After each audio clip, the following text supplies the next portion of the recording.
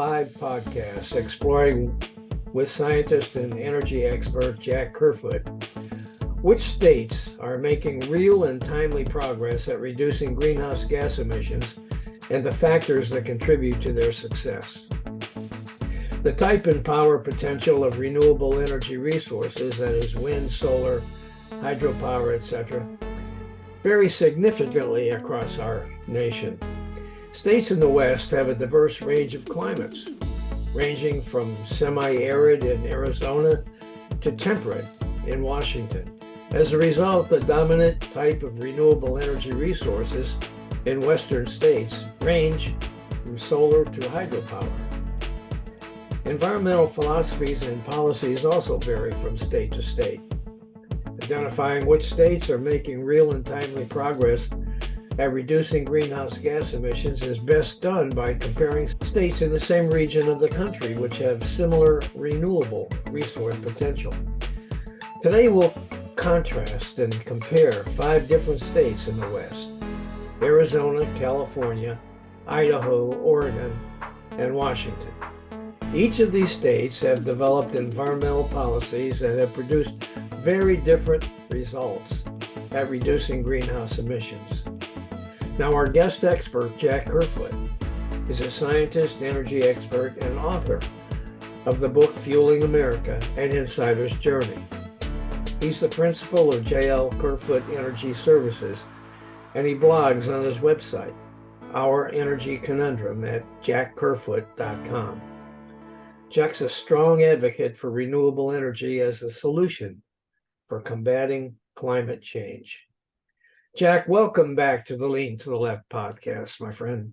Bob, it's always a pleasure to be on your program, and this is the 5th of our 5 episodes, and I've found it perhaps the most challenging in the characterization, and perhaps viewers may see it as the most controversial. Okay. How do we differentiate between states that are making real progress at reducing greenhouse gas emissions versus states that are paper tigers at addressing climate change, Jack? In my opinion, we should look at 5 factors, and those include renewable energy potential, environmental standards, eliminating coal, eliminating barriers for the development of new projects, and resilience of the power grid. So when we talk about the renewable energy potential, we're really asking how much resource energy potential does that particular state have? States in the West Coast have a diverse range of climates, ranging from the semi-arid in Arizona to temperate in a state like Washington. And as a result, the dominant type of renewable energy in the Western states ranges from solar down in Arizona and Southern California to hydropower in Pacific Northwest, Oregon, Washington, and Idaho. Environmental standards, really, we're asking, what is the state doing to support the reduction of greenhouse gas emission and develop the state's renewable energy resources? If a state, let's say like in the Southeast, may only have limited resources, let's say Alabama or Mississippi, which may only have solar, and if they're developing the maximum potential, then that's a state that's making progress. But if, on the other hand, a state has vast renewable energy resources, wind, solar, hydro, geothermal, and they're only developing a fraction of that, that's a state, in my opinion, that's a paper tiger. Also, has the state enacted renewable energy standards for the utilities to encourage the acceleration of the development of renewables? And are these utilities actually meeting state standards? Unfortunately, we've seen in a few states, the state has a standard or a goal, and the utilities are really not anywhere close to meeting this goal or standard, which may only be 2 or 3 years away and will never be achievable. The next factor is eliminating coal. Coal fuel power plants are a threat to all states' environment and their economy. Climate change, coal generates 40 to 45% more greenhouse gases than natural gas, which is also a fossil fuel, and creates CO2, contributing to greenhouse gas emissions. But coal generates significantly more than natural gas. 2, pollution. Coal ash, which is the product of coal burned, in power plants contains arsenic, mercury, and lead, all of which are highly toxic.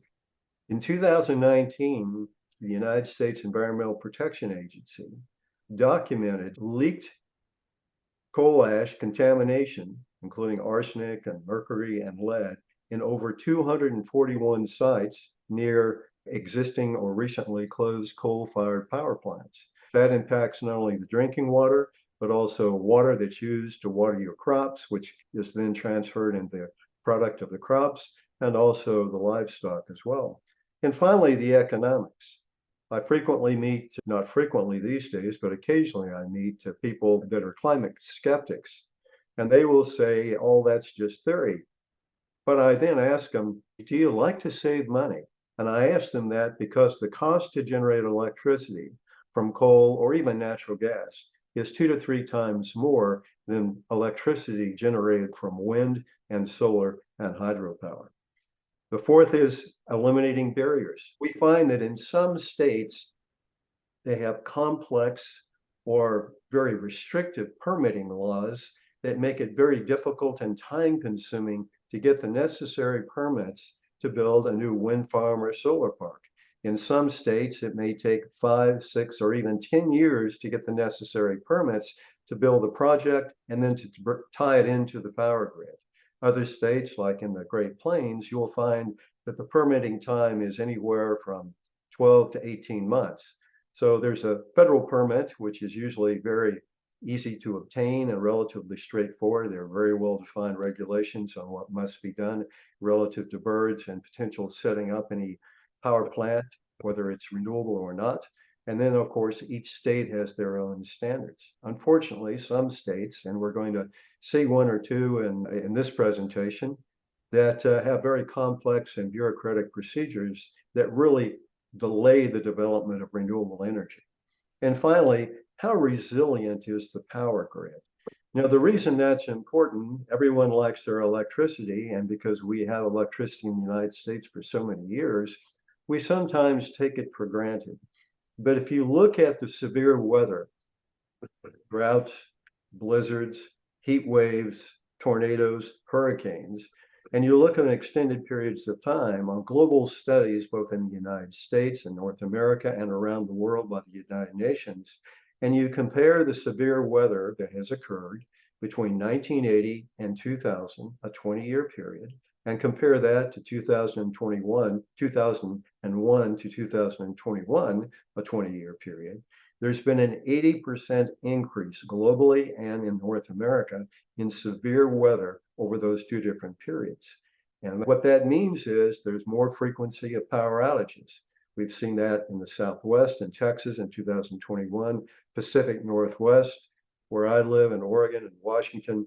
It also went up. The heat wave knocked out the power sector in British Columbia and even in Alberta, because the demand for power, when the heat went up to record highs or the temperatures go down to record lows, like the Southwest, people reach for their thermostats, and that puts an unexpected demand on the power stations. So the utilities then have the inability to meet these dramatic surges in ups and downs in the temperatures, as well as severe weather that knocks out the power lines. So it's important that when we talk about renewable energy and when we talk about understanding what states are making progress, who is making real progress in paper tigers, resilience of the power grid, eliminating barriers, eliminating coal, energy standards, and energy potential are the 5 factors that I look at. Okay, Jack, thanks for that overview. Let's move to the assessments of Arizona, California, Idaho, Oregon, and Washington to determine which states are making real progress at addressing climate change and which ones are indeed paper tigers. Well, Arizona, also known as the Grand Canyon State, they have renewable energy resources, which include solar. Most people think of the hot temperatures in Arizona. So the vast majority, if not all the state, has excellent solar potential. They also have wind, and they also have hydroelectric and even some geothermal potential. However, the state has developed only a fraction of the solar and wind resources and virtually none of the geothermal potential. In 2006, Arizona enacted a renewable energy standard, which is encouraging. However, that standard is for the utilities to sell 15% of their electricity from renewable energy resources by 2025, which is a very low bar. As far as coal is concerned, in 2010, Arizona generated about 40% of the state's electricity from coal. In June of this year, which is the most recent data I have from the U.S. Environmental Energy Agency, they generated only 8% of their power from coal. But what the utilities did in Arizona is primarily move from coal to natural gas because of economics and the fact it was an easier one to tie into the grid from their perspective. So they have moved away from coal, but they again have a significant amount of renewable power from fossil fuels. Now, in 2023, June of this year, fossil fuels generated about 54% of Arizona's electricity. Nuclear generated 28% and renewables 18%. So we talk about zero carbon sources. We mean nuclear, which has zero carbon output, and also renewables. So 46% of Arizona is from zero carbon sources, but the majority of that is actually nuclear. In 2013, I'm going to talk about jobs now because many times I hear people say, and this is particularly the case in some states that have coal mining, it's going to cost jobs, it's going to hurt our economy, and renewable energy is only bad. It may be cheaper, but it really doesn't generate jobs. That is absolutely fake news. In Arizona, in 2023, and this is the U.S. Department of Labor statistics, over 11,000 people were employed in renewable energy power plants, primarily solar, and a little bit of hydro from as far as renewables. 4,700 from natural gas, 3,400 from coal, and 2,500 nuclear power plants. So renewable energy, wind, solar, and hydro employ more people in the state of Arizona than natural gas, coal plants, and nuclear power plants combined. Renewable energy generates jobs. It not only is lower cost, but it also generates jobs. It's good for the economy. One of the outcomes of the Inflation Reduction Act is by moving to renewables, we've actually seen a 10 to 15 to 20% drop in the cost of electricity since the start of this year. Now, in summary, if we look at Arizona, they have achieved the renewable energy standard of 15%, but that's a very low bar. Arizona's utilities have also moved away from coal, but primarily have moved to natural gas. The real reason I think they're a paper tiger of Arizona is they've only developed a fraction of the state's renewable energy resources. So to me, the Arizona legislators and utilities have shown minimal interest in reducing greenhouse gas emissions, and have shown limited interest at saving the consumers and the voters money as far as their pocketbooks are concerned for the cost of electricity. It seems to me, Jack, that looking at it from the standpoint of someone who is not an energy scientist like you are, Arizona has a lot of sun. It's got a lot of sun there, right? Why the hell aren't they taking advantage of it? I don't understand that. It makes no sense. Sometimes utilities will argue we've just built a coal plant, and a coal plant or a gas plant typically has a life expectancy of 40 years, and we want to amortize the cost of capital for the development of this gas plant. But if you actually look at the economics, and I usually do, you will actually see that many times it's more economic to move away from gas into wind and solar after as soon as 8 to 10 years after a brand new gas plant has been built. So the economics are that compelling.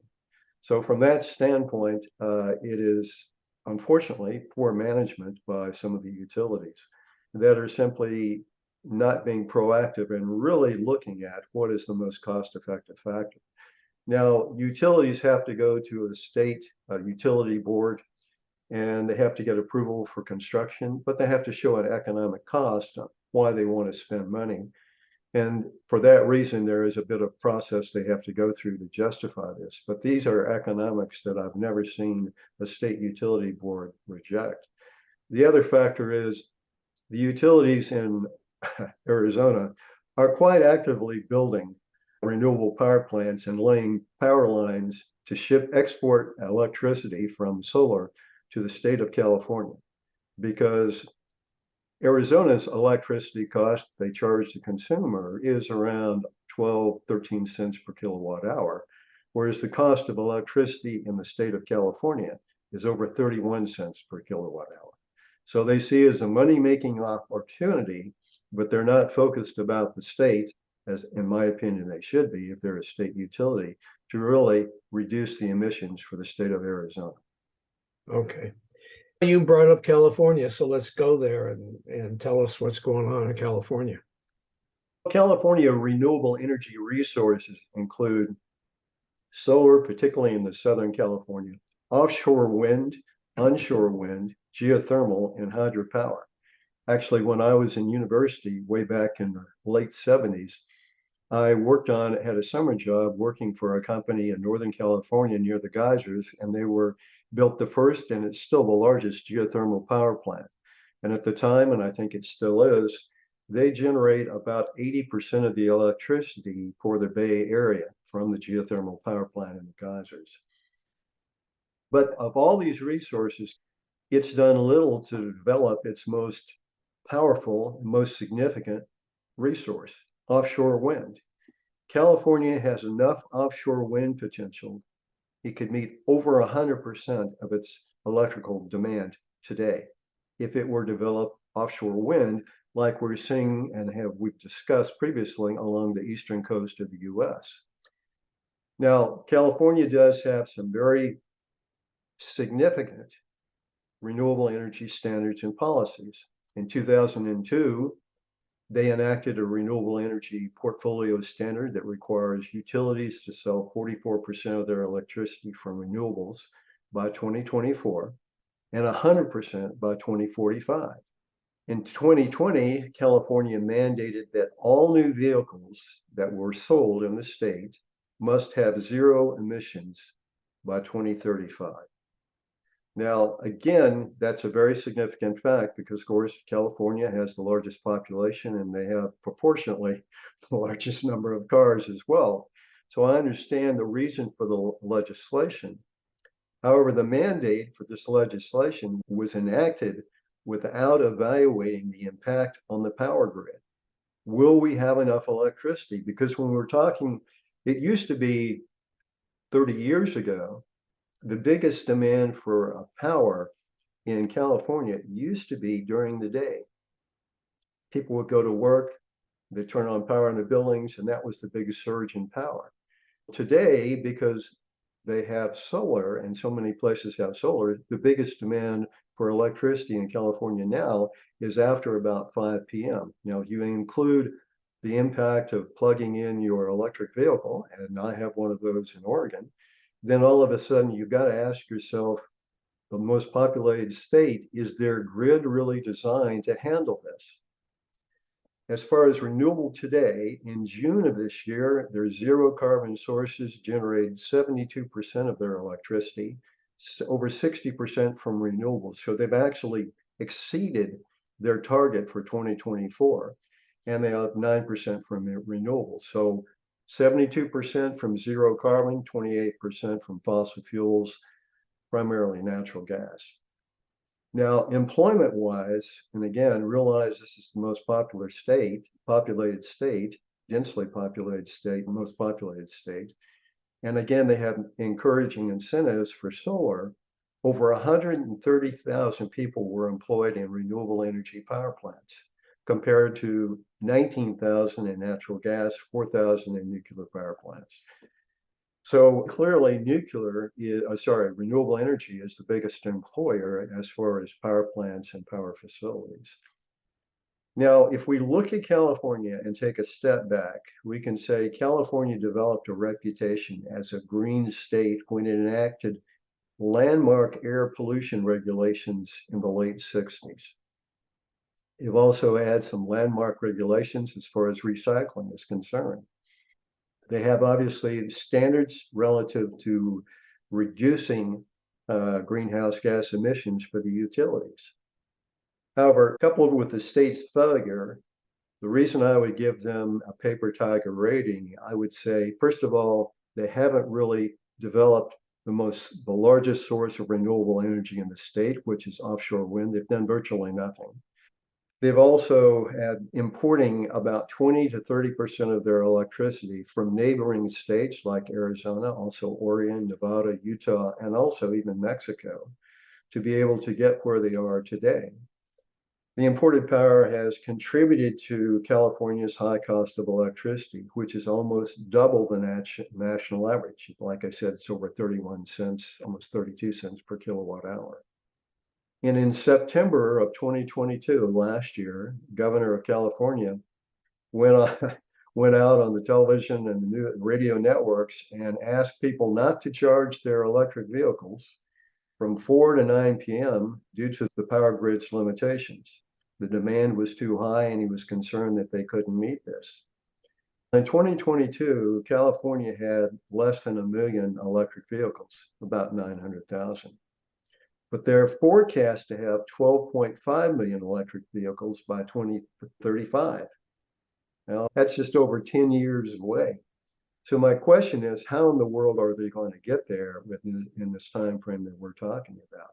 Additionally, they're having ever increasing power outages from a wide range of reasons. One, the surge in demands, also the climate from what we've seen, the forest fires as well, has all caused interruptions in power. So their grid is really not right now designed to maintain energy security, which puts lives and people's lives in the hospitals and at risk. California clearly has green aspirations, but has done little to develop its most significant renewable energy resource, offshore wind, and a fraction of its state's solar potential, unlike states along the eastern seaboard, which are actively developing wind today. California, in my mind, has shown a shocking lack of planning in developing its green energy strategy and developing a secure energy grid. It's also dramatically increased the cost of power, which puts a very harsh impact on low-income people. They're having to pay double or more than double the cost of electricity compared to states like Arizona, Nevada, Utah, Oregon, Washington, or Idaho. So for that reason, I give them a paper tiger status, even though they have very strict regulations and they have very green aspirations, which I applaud, but you need a plan with these aspirations. Jack, do you have any idea why it is that they haven't developed offshore wind? Is it fear of impact on tourism or something else, or what? You can, in the southern areas around some of the naval bases around San Diego, they've had some impediments relative to the Navy, relative to the training exercises. But in the northern area, there really isn't that reason. Now, you can argue some of the cases that they have a very narrow shelf, which means that to put a wind turbine offshore, you need a small pedestal. And typically you can go out to water depths of 150, 200 feet with these pedestals. But now they're developing floating offshore wind turbines. They've had operating floating offshore wind turbines off the coast of Scotland for over 4 years now. Clearly, and they would actually, the fact that it's floating, two things happen. One, it actually has a lower infrastructure cost, and also the winds typically further offshore are stronger as well. You always get issues when you talk about any offshore operation with, first of all, the fishing industry. They're concerned about that. But again, if you work with the fishing industry and have discussions, these can be addressed. They've been addressed along the eastern coast of the US. They've certainly been addressed across Europe and offshore in Asia as well. And we're beginning to see the development not only in China, but offshore South Korea and also in Japan as well, and Vietnam. As far as an impact of fishing, we can point to case after case having absolutely no negative impact at all. And in fact, they actually create many reefs or many barriers which usually help the fish populations increase. Another factor is you always get people that say, not off my, don't spoil my view. Yeah. But then again, that's, in my opinion, a very selfish perspective. Perhaps because of my engineering and science background, I find the view of a wind turbine actually pretty interesting and not negative at all. But you have a wide range of reasons that are occurring. You're having some people in the East Coast that are protesting the development of offshore wind turbines because they argue that will impact the whale migration. Universities have been brought in one after the other to say there's absolutely no evidence for that having a negative impact on the whale migration or the whale populations whatsoever. And they say, we don't care, we just think it will. One thing I know will have a negative impact, and if the sea temperatures continue to get warmer as they have been, that's a far greater threat to the whale populations than the wind turbines off the East Coast or the West Coast or anywhere offshore areas in the world. I guess you don't think much of that excuse. We don't care. We just think it will. No, I don't. If you're going to argue a point, at least give me your rationale. And no, you just don't wake up one day and say, no, I didn't lose the election. I won the election. But some people do. Yeah. All right. I was a little surprised that you placed California in the paper tiger category because they're such a progressive state, especially with the mandate about the electric vehicles and all that, leading the way for the entire country. But it was very interesting that they issued that mandate, but didn't prepare apparently the grid in order to handle it. Now let's see what's going on with Idaho, Jack. Well, Idaho is another state with vast renewable energy resources. They have hydropower, they have onshore wind, solar, and geothermal. They also have an advantage in the fact they're a far lower population and a very sparsely populated state, although that's a different challenge for the utilities to get those power lines to wherever those small population centers may be.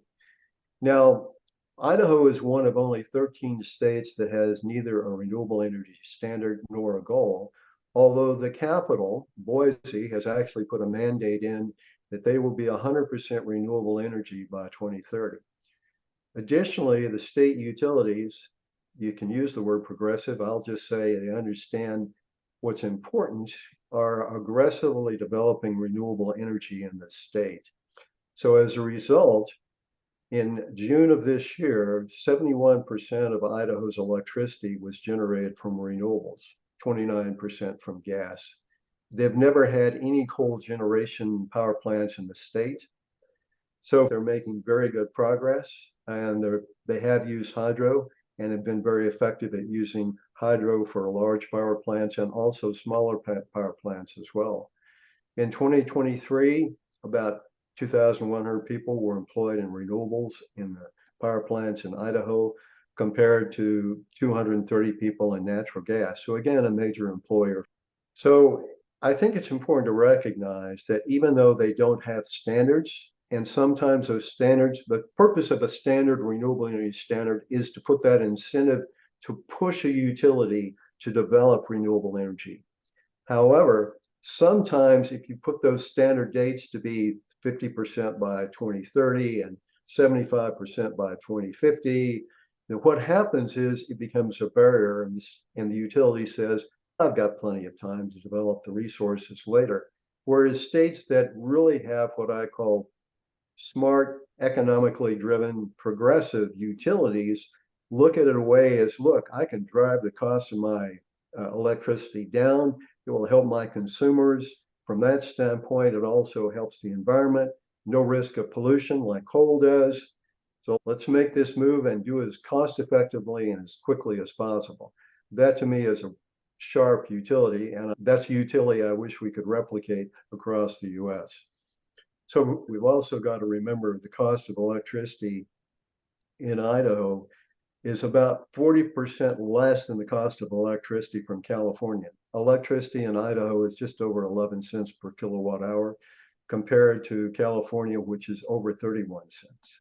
So they're not only reducing their greenhouse gas emissions as they're developing more and more renewables, I think we'll see that they'll be at 80 to 90% renewables by certainly 2030 and perhaps as soon as 2026 or 2027. And I think that they'll be easily 95% by 2030 from renewable energy. So they're making real progress, and they're doing it in a way that's cost effective and helps people, the low income people, because they have lower cost of electricity. So I give Idaho, even without a renewable energy standard, making real progress because they are developing their renewable energy resources. Over 70% of their power is renewable today, and they're developing projects that will get them there very quickly to 80 and then 90% within the foreseeable future. That's great news, Jack. I was surprised at your analysis there because Idaho is known as was long been a Republican controlled state. And typically we haven't seen the Republican states as the ones that are leading the way on combating climate change. So I was surprised at your analysis there, but it sounds great. Now, how about Oregon, your home state? That's my home state, the Beaver State. Yeah, and by the way, Jack, why is it called the Beaver State? There's a lot of beavers up here, and this is a lot of timber country. And the two, just to help you understand the climate, the two largest universities, University of Oregon and Oregon State, the mascot is the beaver, University of Oregon. And so they are, the other is, the Oregon, University of Oregon are the ducks, and Oregon State are the beavers. So they're both, shall we say, wet weather type of creatures. So we got a lot of water up here, and we have a history of hydro. So that's why. Let's talk about renewable resources in Oregon. What's going on? They have the first renewable energy resources, which were actually developed in Oregon, were as far back as the late 1890s, which is hydropower, but they also have onshore wind, offshore wind, solar, and geothermal. Unfortunately, like California, Oregon has done very little to develop its vast offshore wind resources. Wind speed is one of the factors companies look at when they try and determine where is a good place to put an offshore or put a wind farm. Some of the strongest winds in the entire United States are actually off the coast of Southern Oregon and Northern California. So it's not a lack of wind speed or wind concentration or renewable energy from offshore wind. They have vast offshore wind resources, but they've developed virtually none of it. In 2007, Oregon developed a renewable energy standard, which requires utilities to sell 25% of their electricity from non-hydro in 2025 and 50% by 2040. Now, there are some factions that look at large hydro projects and they say there's a negative side of hydro in the fact that it can create temperatures, particularly if there's low rainfall or during the summers, for the temperatures to increase, which can have a negative impact on the fish populations, and also block the migration of the salmon up the rivers and therefore put the salmon population at risk.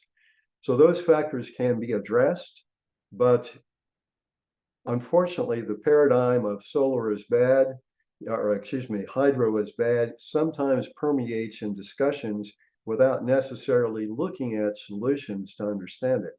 The reality is the cost of power from hydro is a renewable energy resource. It is also can be supplemented by putting floating solar on these reservoirs, which can mitigate evaporation during peak periods of temperature during the summer, and also generate additional power to provide additional resources that is not only good for the fish population, but also generate low-cost renewable energy for the power grid. But again, we're still fighting some of these issues, are not fighting, but we still are having these discussions that big hydro projects are negative. You can argue that every power source has advantages and disadvantages, but instead of having that agreement and saying, would you rather see maintain the hydro and mitigate the risk of development of fossil fuels? We've gone down the path of saying, Hydro is like nuclear. It's not a power source that we like. And my comment would be, what I don't like is climate change, and let's look for systematic ways to reduce greenhouse gas emissions and look at ways to reduce the other power sources, whether it's nuclear or hydro, as we get further down the grid and can generate better power more cost effectively, environmentally effectively. But clearly, greenhouse gas emissions is the dominant risk that we face right now because it impacts climate change. But in 2021, Oregon passed a clean energy bill, and that requires electric utilities reduce emissions, all emissions, by 80% by 2030, 90% by 2035, and 100% by 2040. Now that sounds good, but a wind turbine has a little engine in it. And so with that engine, there has to be a little bit of oil to keep that engine turning and rotating around. So there will be a little bit of emission from that. I'm not sure if they fully appreciate that nothing is zero emission, including people. But we have that legislation. So they believe that we'll be 100% by 2040. Oregon also has some very onerous land access laws.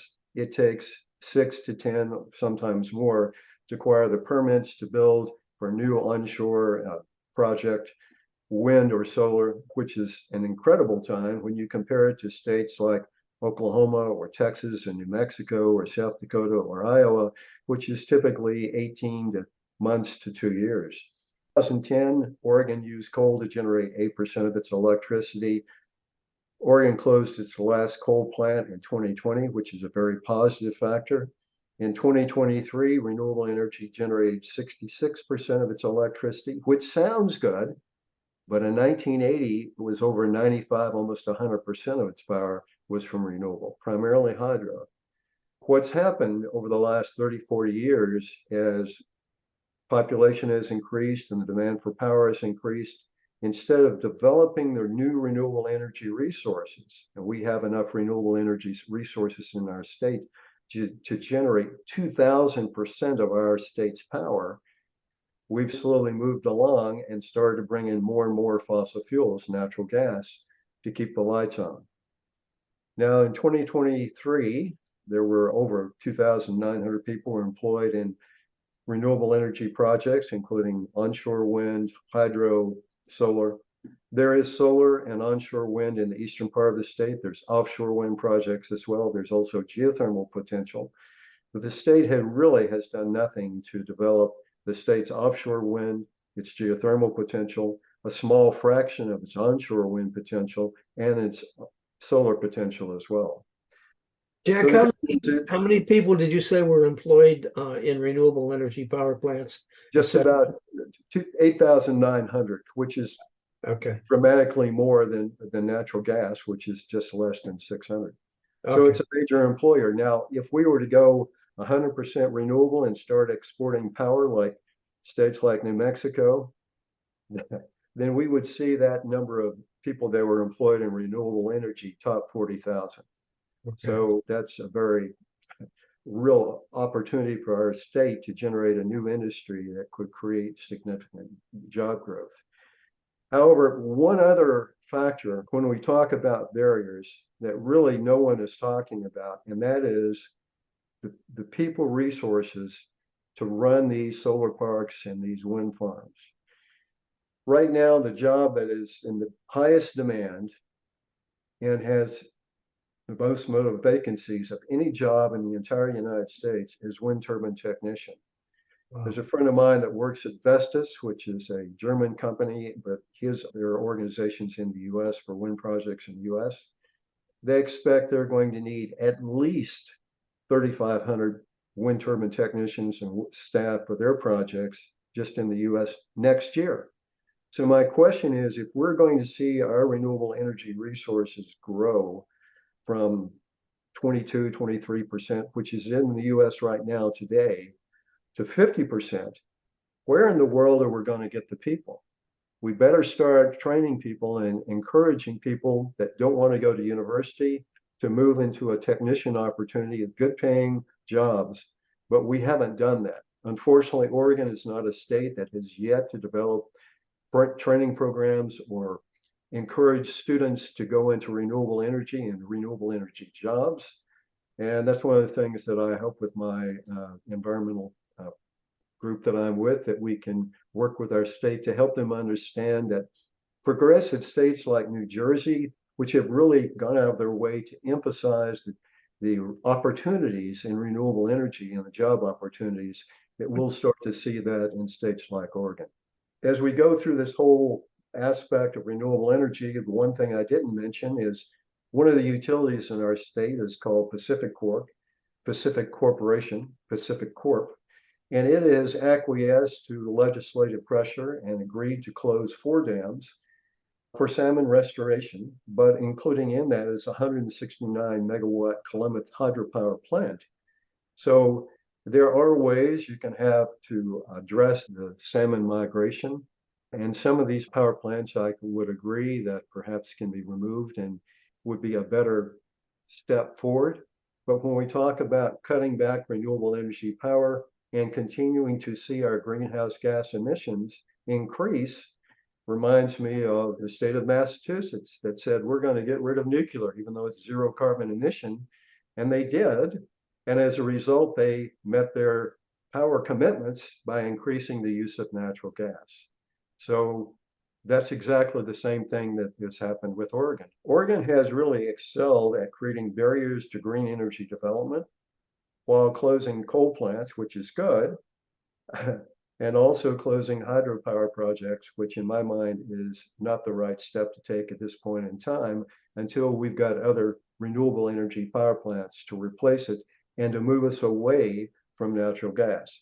So for that reason, I give my home state a paper tiger category.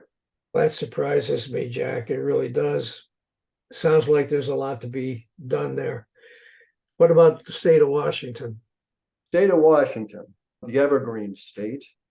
I give that state, I'll tell you up front, real progress. The federal government has certain types of power organizations. The Tennessee Valley Authority, many people may be aware of, which was developed in the early 20s with the FDR and the Green New Deal, or the Green New Deal, excuse me, to develop hydro projects. There was one developed in Bonneville, which is the largest hydro project in actually Washington-Oregon border. And they created the Bonneville Power Authority. And that basically maintains and operations a power grid, Washington, Oregon, Northern California, Idaho, Eastern Montana, parts of Utah, and parts of Nevada. So it is a major utility, power utility. It's a federally operated power utility. And the Governor Inslee, legislated and got out of his way to make sure that the Bonneville Power Authority is upgraded to allow, because it was designed around hydro in Oregon, hydro in Washington, hydro in Idaho, to expand this authority to enable more renewable energy to be tied in. So he's taken the lead to really make change to a government organization, and this effectively will have a very positive impact on states, although it will take some time.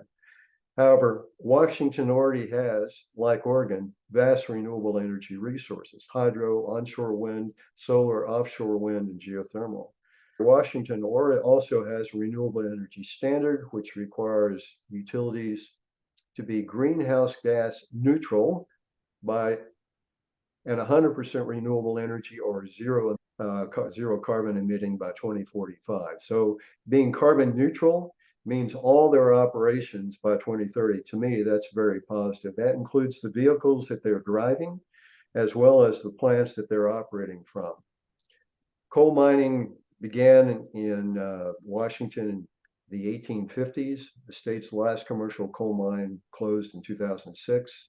In 10, Washington used coal to generate a little less than 10% of their electricity. In June of this year, only 2% of their electricity was from coal. They will actually close their last coal-fired power plant in 2025, which is again a very positive step. Perhaps not quite as quick as Oregon, but they're getting there from that standpoint because they have a plan to get there, and they see the coal temporarily for the next year or two as a potential swing producer until they get other renewable energy projects up and running. But in 2023, of June of this year, zero carbon sources generated 85% of Washington's electricity. And their source of renewable energy is increasing. The use of fossil fuels is decreasing. Only 3% of this was actually from nuclear. So they're making real progress with less than 50% of their power from fossil fuels. In 2023, over 11,000 people were employed in renewable energy power plants compared to 600 in natural gas and 250 in coal-fired power plants. The reason a larger number of coal-fired power plants, they're in the process of shutting it down. So that causes a surge of resources to shut down and close and make sure it is environmentally closed and there's no contamination from coal ash. Utilities have made real progress. And so in my mind, all the state utilities are going to be carbon neutral within the next 6 to 7 years. To me, because of the high use of renewable energy resources and the way they're doing it and approaching in a systematic way, and also the federal, working with the federal government on the Bonneville Power Authority, I really give them a gold star, and say this is state making real progress. Okay, so what can we learn from the energy policies of these 5 states, Jack? 4 states, Arizona, California, Oregon, and Washington, have mandated standards. And only one of them in our assessment received a real progress gold star, and that was Washington. Only one state, Idaho, has no standard, but yet their utilities are making real progress, so they've gotten a gold star. So in this case, I haven't seen the renewable energy standards be a real incentive maker for the utilities and for the state to make the move to cut greenhouse gas emissions. The focus seems to be more in states like California and Oregon to be more on legislation. And I would argue there needs to be more investigation before you have legislation. How do we make this happen? We want to get to 100% renewable, absolutely. But how do we do that? Unfortunately, passing a bill doesn't make it happen unless you're willing to put up with 31 cents, 32 cents per kilowatt hour cost of electricity, which is a hardship on low income, and also very bureaucratic systems that are instead of taking 1 or 2 years to get these permits in place, they're taking 6, 10, in some cases 20 years to get all the permits in place. So in this case, we haven't seen the renewable energy standards really have a significant impact outside of, we've legislated, and the legislators can stand up in Oregon and California and say, look at our legislation. And my comment would be, I'd rather look and see how much your greenhouse gas emissions are going down, not how much paper you've created. That was a good line. All right, so how would you summarize the progress of these states at reducing greenhouse gas emissions and addressing climate change? In Arizona, I have seen little interest by the legislators or the utilities to make a real focus or impact on cutting greenhouse gas emissions. The legislators in California and Oregon have been outspoken advocates for greenhouse gas or to stop climate change and to reduce greenhouse gas emission. But they haven't done the analysis to really implement programs and policies to make it happen. So as we've just gone around the US, we've seen certain states in the Northeast like New Jersey and New York, and also in the East where Virginia and North Carolina, and of course in the Southwest where we've got South Dakota and we've got Oklahoma, we've got New Mexico making real progress at moving 70, 80 or more percent of their power to renewable energy, but they've got programs in place to make that happen. And counter to my argument about California is a densely populated or a large population, New Jersey is not only, and New York are not only highly populated, they're densely populated as well. So their challenges are actually even greater than California. So we look at all the states and compare them on this scale, we've got to say California and Oregon, you have great aspirations, but you don't have plans in place to make those aspirations a reality, and that concerns me. What I always like to close with is states with effective renewable energy standards and policies must investigate before they legislate. So we don't want legislation. We want to see greenhouse gas emissions to reduce, and we want to see tangible results for our climate.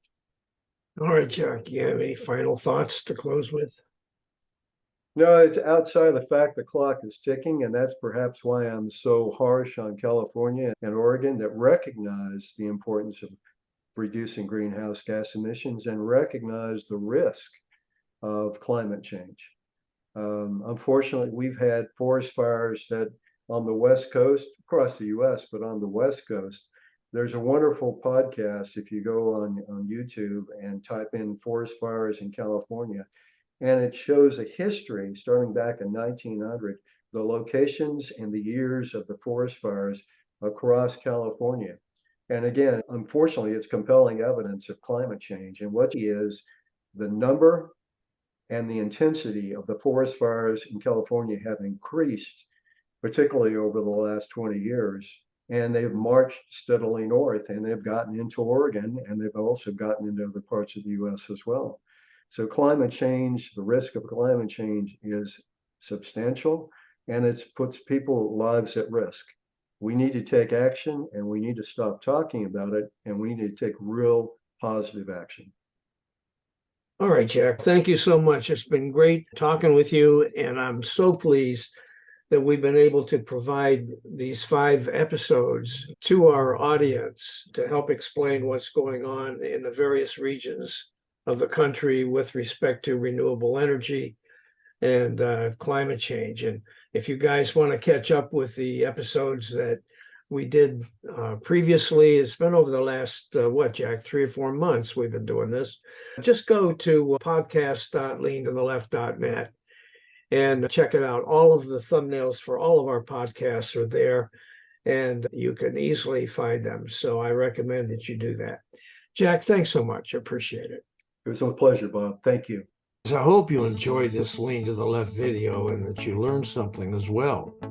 Please come back on a regular basis and check out our interviews with guests on topics that I hope you find interesting, entertaining, and enlightening. And you can check out the schedule of upcoming shows, guests, and topics at podcast.leantotheleft.net.